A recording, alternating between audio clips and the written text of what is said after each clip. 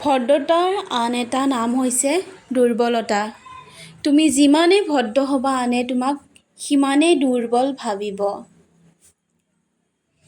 জীৱনৰ পৰা পলোৱা সহজ, কিন্তু কঠিন হ'ল জীৱনৰ লগত যুদ্ধ কৰি জীয়াই থকা।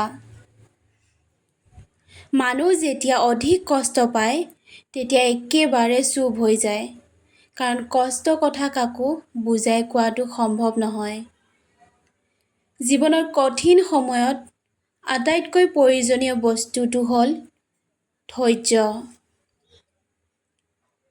ধুনীয়াজনক সদায় ভাল নালাগে, কিন্তু ভালজনক সদায় ধুনীয়া লাগে।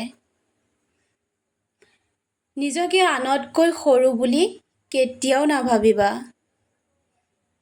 অহংকাৰ কিহক লৈ কৰে? মৰি যোৱাৰ পিছত আপোনবোৰেও চুই হাত ধুব।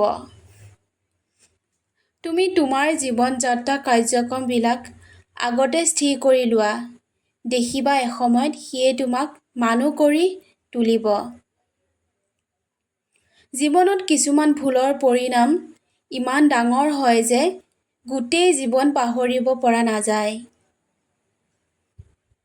জীৱনত দুটা কথা হিচাপ কৰিবলৈ এৰি দিয়ক, নিজৰ দুখ আৰু আনৰ সুখ।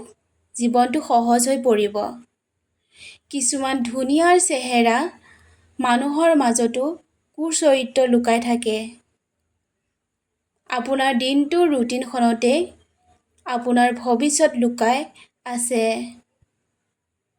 মানুহৰ এটা অভ্যাস আছে, যিকোনো বস্তু পাবলৈ অপেক্ষা নকৰে আৰু যদি পাই যায় তাক আঁকোৱালি ল'ব নাজানে।